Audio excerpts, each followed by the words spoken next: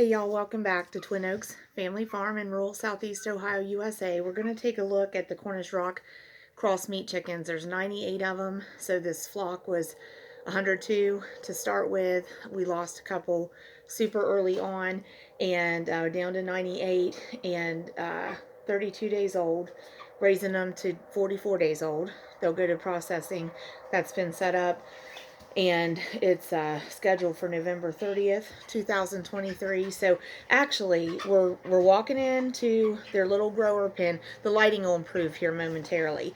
It's way past dark 30. It's about 9 o'clock, rural southeast Ohio, USA time on November 18th, 2023. So this is the last daytime check of the day for the meat birds, and we left their building secured but open. So we're coming in when the temperature has the ambient conditions around them has decreased in temperature. So what you're going to see is basically them kind of all not huddled but laying down together. Some of them are under heat lamps, but more so using body heat and staying together as a collective group to stay warm. But we had to be away from home for a little bit, and the way the temperatures were, we left the building open a little bit for them. So we've gone from like 60 degrees the last time we visited the grower pen to now outdoors. We're getting a little bit of frost on the grass. As I said, it's 9 p.m. when we're recording this. It's down to about 34 degrees. So we're actually, it's going to dim before it brightens, but actually going to pull the door closed. And now that we're in here, they're going to start to stir a little bit. So we're doing like the last check of the day, and we'll check water, check feed. We are assessing the bedding material and assessing what we can see of the current condition of the manure that the chickens are producing. So we know that the bedding is about ready to have fresh bedding added to it. Going to do that actually tomorrow on day 33 for them. But let's take a look at them. At this point, these birds are, it'll focus there in just a moment. Thanks for bearing with me on that. But so you can check that out. So there's one clump of them, and there's a clump back toward the corner back there. And then under these front two lights, we have two small groups. So these lights are actually at about waist high on me. I'm 5'4", so approximately 5'4". So we actually probably could go ahead and drop those lights a bit. But with the door pull closed now in here, and I'll end up, I'll probably grab the pitchfork. Let me see if I can grab that. So with the door closed, and we'll ask them to move around, then they'll all kind of collectively have a little bit of an active period. But what happened and what you're seeing is the temperature cooled drastically. So oh, and I'll tell you, I said we were away from the house a little bit for the evening. So we went to, I'll just have to tell you where it is and what it's called.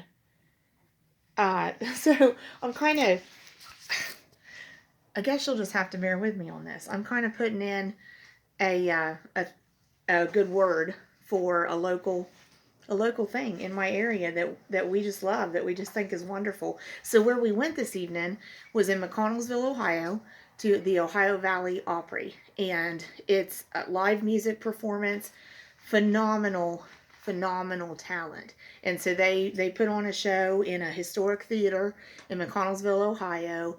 Ohio Valley Opry puts on a show about once a month there, most months of the year. And I believe they said their next show is a Christmas program, I believe on December 2nd, 2023. And that date happens to coordinate with like kind of a Christmas in the village or Christmas in the square festival that McConnellsville, Ohio, I think has on that same day. So if for some reason, I know we have viewers and folks on here from all different states throughout the country and all kinds of countries throughout the world. So that there may not be a whole lot of folks that this is accessible for, but if you're going to be in McConnellsville, Ohio, or in the area December 2nd of 2023 for any reason, look up Ohio Valley Opry. And if you're local, by all means, look up Ohio Valley Opry. Just phenomenal. And these are folks that, just are just great folks, and the folks that perform, just great folks, and they have, like regular daytime jobs in the community, and you see them and cross paths with them, and then you see them get up on stage, and they're just this phenomenal talent. So anyway, Ohio Valley Opry, we think they're wonderful, and have made it to a lot of the shows this year, and I'm just telling y'all this because we've been there and we love it. We're not getting anything for promoting that or anything, but and they don't even know I exist as far as that goes. So anyway, but it's just phenomenal show. So if you're ever in the area, McConnellsville, Ohio, and Ohio Valley Opry is performing, if you like live music performance, especially if you like country type music, they're just phenomenal, and a very family friendly show. Very family friendly show. We can take the whole family, all the ages, and it's just going to be a good time, and a good time had by all. So anyway, just had to share that. So we've been there tonight. So like I said, when we left here, we were like temperatures around 60 degrees, and we're just keeping the supplemental heat lamps on. So we let the barn or the little building be open for the birds. So then as the evening's gone on, as I said, it's dropped down to 34 degrees. So when we left here, the birds were all busy. We had the doorway. I'll show you the doorway again, which is pulled shut now, but we had the doorway actually open.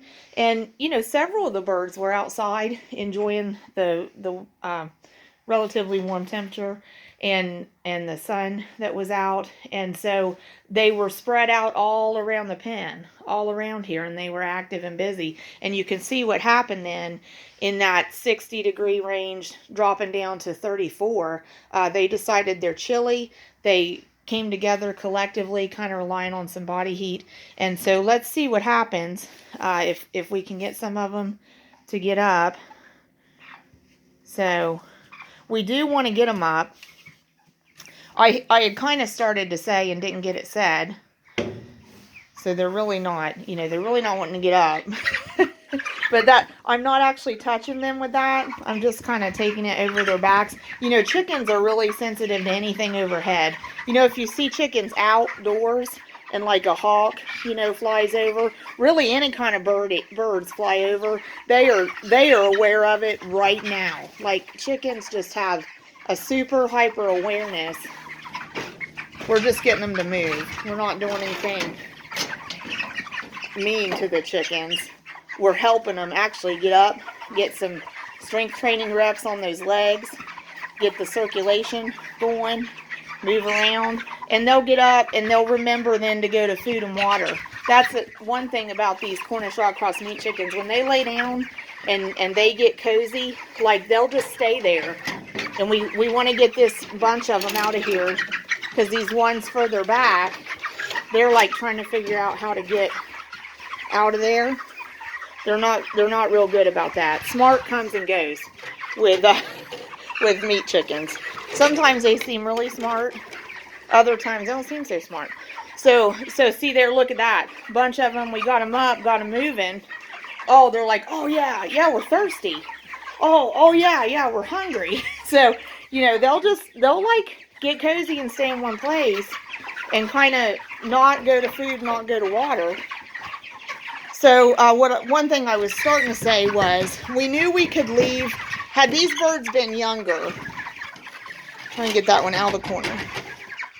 Had these birds been younger and not as well feathered, we'd have had to close that building up way earlier. We could have never left the building open and let it cool down inside their building. But because they're older, come on, get out there. Because they're older and they're well feathered, we knew we could trust that